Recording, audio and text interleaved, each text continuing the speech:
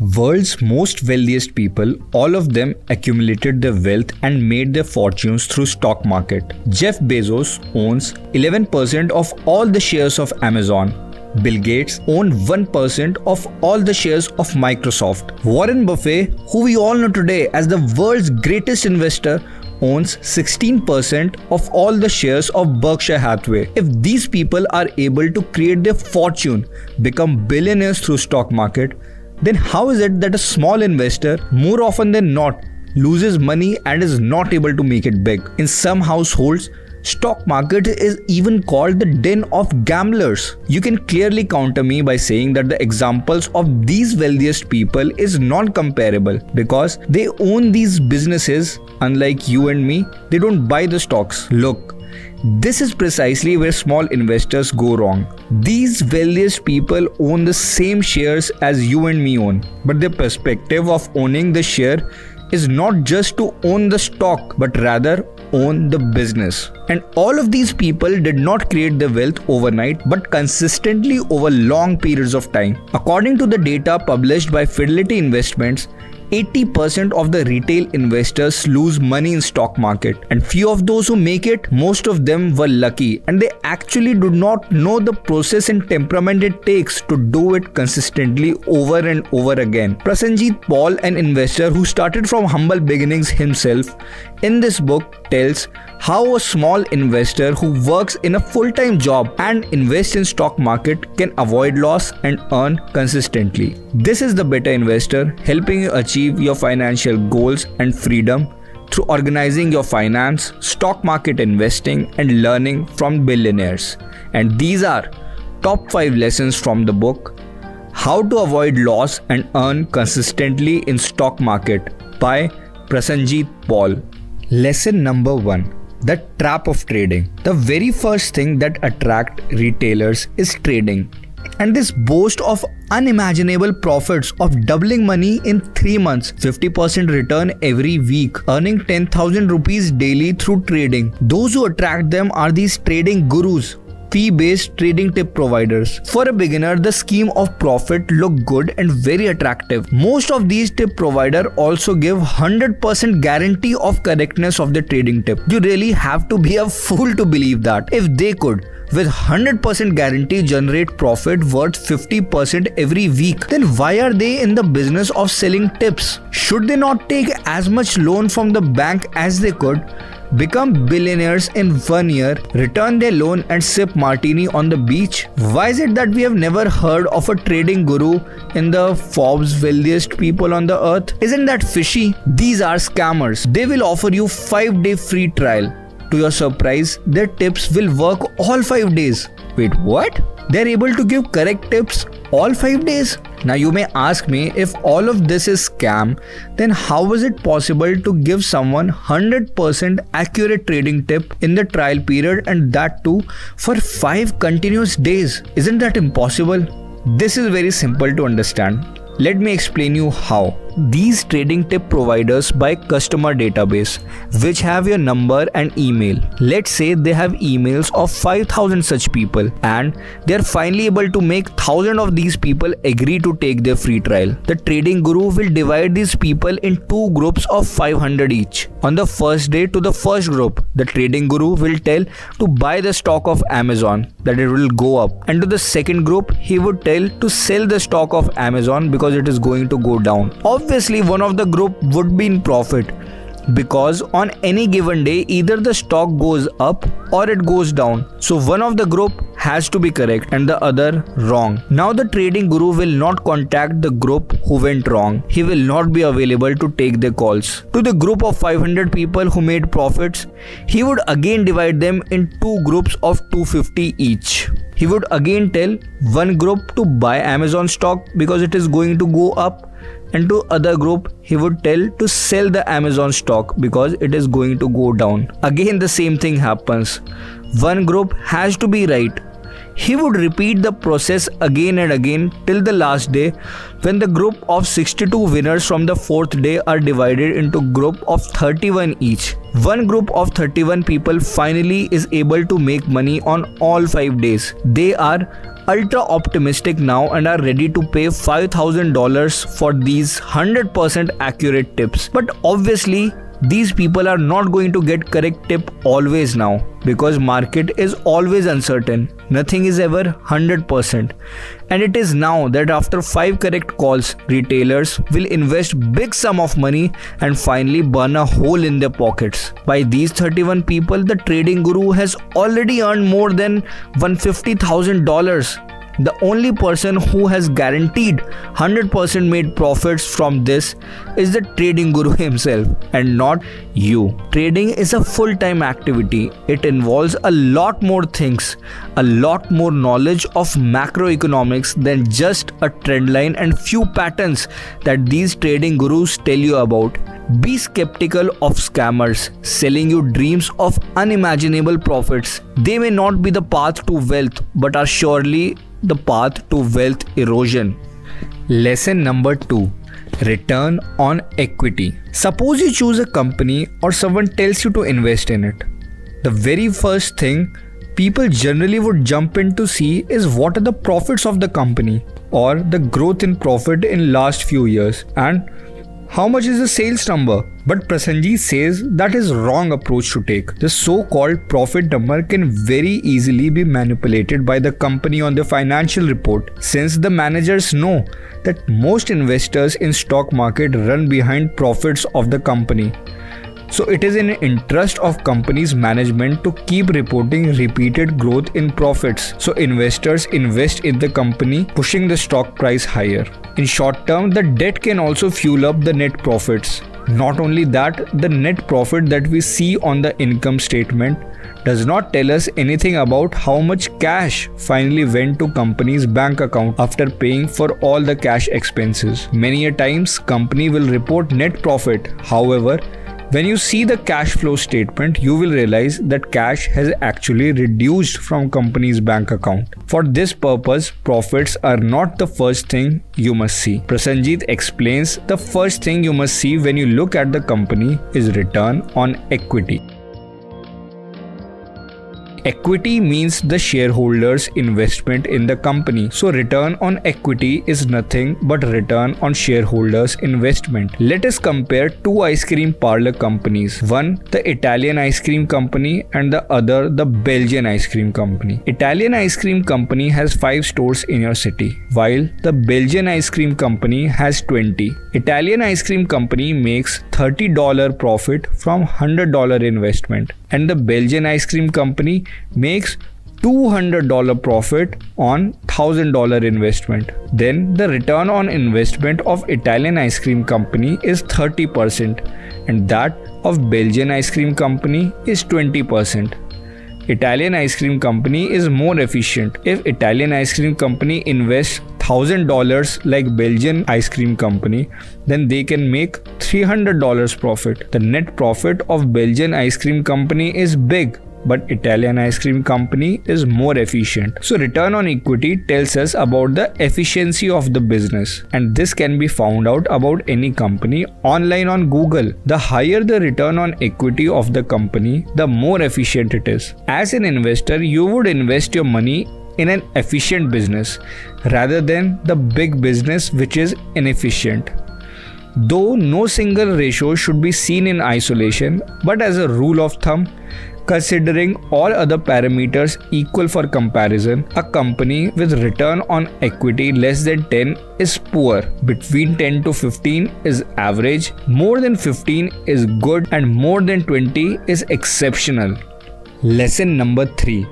The competitive advantage. Investment decisions should not only be based on numbers.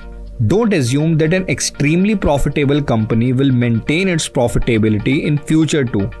High growth in any business attracts competitors. For example, in India, telecom service was a very high growth business. Apart from state-owned BSNL and MTNL, there were hardly any competitors. They were minting huge profits. This attracted attention of many other private players.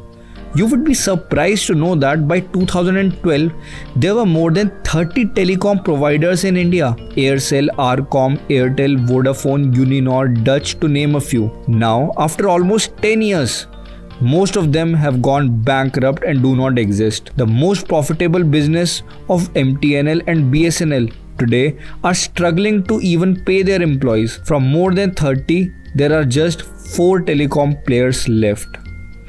World's greatest investor Warren Buffett said, "In business, I look for economic castles protected by unbreachable moats." Moats were big dugouts built around a castle so that any enemy could not enter the castle. Now let's have a look how companies create economic moat.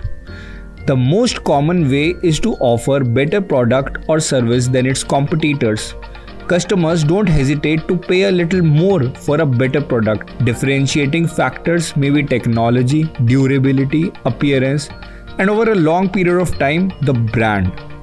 Apple is the simplest example of it. Apple is able to sell a phone for much premium than its other competitors, even with same specifications. There are many chocolate brands, but Cadbury is the outright winner because of its economic moat. Every year it reduces the volume of the chocolate. If you were paying 10 rupees for 200 gram chocolate, then next year they would reduce the size of the packaging and you would be able to get just 160 grams for 10 rupees. And even after all this, their sales just keep on going up, because customers are fan of their taste and their brand. One of the other factors for this can also be high switching cost. Suppose you buy a car. Now for the next 10 years, you would get your servicing done for the same car from the same car company. It is not so easy to keep changing cars like you can change your lipstick. If you open your bank account in a bank, then to open your deposit account in some other bank, you need a lot of paperwork which customers generally don't want to do unless the service is very poor. Networking effect can be other reason. If all your friends are on WhatsApp, but for whatever reason you like Telegram, then you just cannot go there because all your friends are on WhatsApp. You would just be sending your selfies to yourself if you are the only one out there on Telegram. That is why you are forced to use WhatsApp in this case. It is very difficult to find such businesses, and finding a business with an economic mode is completely subjective and depends on your knowledge of the product, customer base and analysis rather than numbers. However, return on equity and operating profit margins are the two numbers that can give you an approximation of the economic mode of the company. Nike, a well-known shoe brand, has return on equity of 30%, whereas that of Red Tape is 10%.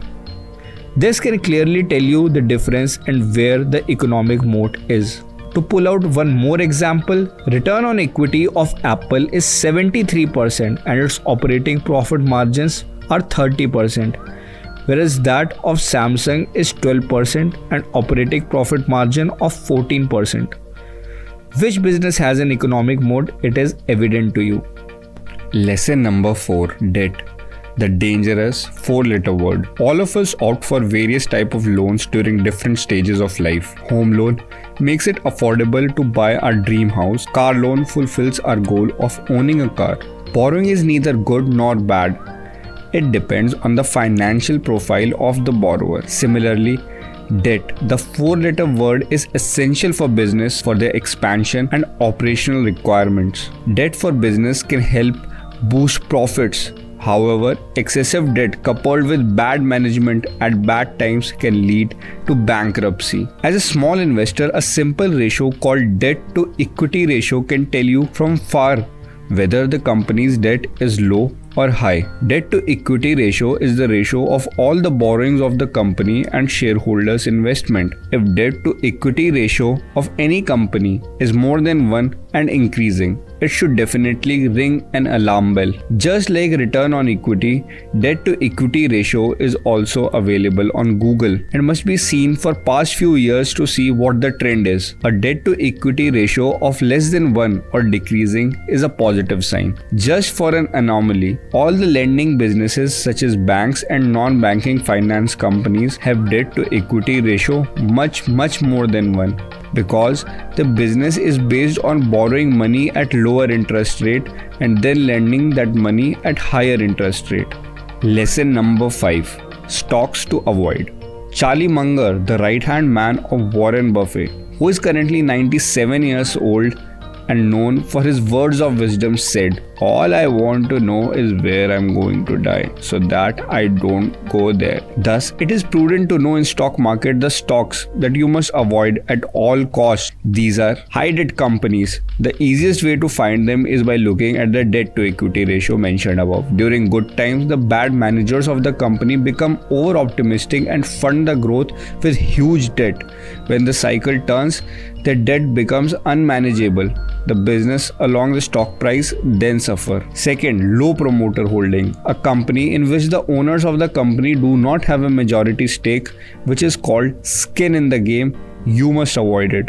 If the company has low promoter holding, that does not mean it will do bad. But in the company where promoter hold big stake, that means that the wealth of the owner is directly dependent on the functioning of a business. Like a small investor, the owner of the company cannot enter or exit into the stock of the business with a click of a mouse. There are legal filings which happen if owner wants to sell or buy their stake. Shareholding pattern of all the companies are updated quarterly, and increasing promoter holding is a good sign, and consistently decrease in promoter holding should make you alert. Stay away from small companies where promoter holding is less than 20%. Third, high promoter pledging. The owners of the company can keep their stake in the company as collateral and avail loans from the bank. This activity is called pledging of shares. Sometimes this loan can be for operation of business. However, sometimes the loan can be for personal reasons as well. Pledging is generally the last resort for promoters to avail the loan. If the promoters are not able to meet the obligations of loan in time, then banks have the right to acquire shares of the promoters and sell it in stock market to convert it into cash. The excessive selling of stocks can further hit the stock price. Prasanjit says that as a conservative small investor, it is better to avoid these stocks completely. Fourth, stock touching new lows. Unless and until you are confident about prospects of the business, avoid stocks which are touching new lows year after year. This can be a red signal. This will soon be indicated by bad fundamental ratios and bad numbers of the company. If you have in-depth knowledge about the business of the company and are sure that everything is good, then these can be opportunities of outsized returns. But more often than not, most of the stocks like these are graveyards for investors who are lured by the word outsized returns. Fifth, too much popular stock. When the stock becomes too popular and everyone buys it, it becomes overpriced and gets very risky for our hard-earned investment. When everyone talks about investing in Tesla, doubling their money in tech companies, stay away. The most popular an investing instrument becomes, the more likely it is to underperform in long term. Tech companies at the peak of 2000 dot-com bubble, real estate company at the peak of 2008, to pull out a few examples of such kind. Sixth, the costly acquisition. To scale up business to achieve faster growth rate, many companies opt for costly acquisitions. Many times, costly acquisitions with external debt and inability to turn around the company to profits causes enormous wealth destruction. Sri Renuka Sugars, a sugar company, acquired two Brazilian large sugar manufacturing loss-making plants in 2010. The acquisition increased their debt 5 times in 2 years. The stock price of Sri Renuka Sugars in 2010 was 120 Indian rupee. Today, after more than 10 years of acquisition and inability of company to turn the Brazilian plants into profit, the stock price of Sri Renuka Sugars today is just 12 Indian rupee. Capital erosion of more than 95%. Let's have a quick recap. The first step to avoid loss as a small investor is to stay away from trading. Trading is a full-time job and needs enormous knowledge of macroeconomics, information about business that everyone does not know. Be aware of the trading gurus and stock tip providers who promise you 100% guaranteed returns of unimaginable profits. Profits and sales number of the company can be easily manipulated. However, what cannot be manipulated is the cash in bank. The first thing that an investor must look at in a company is its return on equity. It is the ratio that tells about the efficiency of business. Keeping all things same, return on equity less than 12 is poor, 12 to 15 is average, more than 15 is good, and more than 20 is exceptional. Look at the return on equity data for past few years. Economic moat is the competitive advantage that a business has, which give the business an edge over its competitors. This may be due to better product, technology, brand, networking effect, etc. An economic moat is completely subjective, but some indicators of it can be high return on equity and high operating profit margins. Buying a business with economic moat is a big protection to downside risk. Debt is the most dangerous four-letter word. Unmanageable debt can bankrupt a company. Debt to equity ratio is a good indicator of the borrowing position of the company. Debt to equity ratio of more than 1 and increasing is a serious red flag. Small investors must avoid stocks which have high debt, low promoter holdings, company where the owners of the company have pledged the share, company which is hitting all-time lows, the most popular stock that every news channel, your friend and taxi driver is talking about, and last but not the least, the stock of the company that makes costly acquisitions.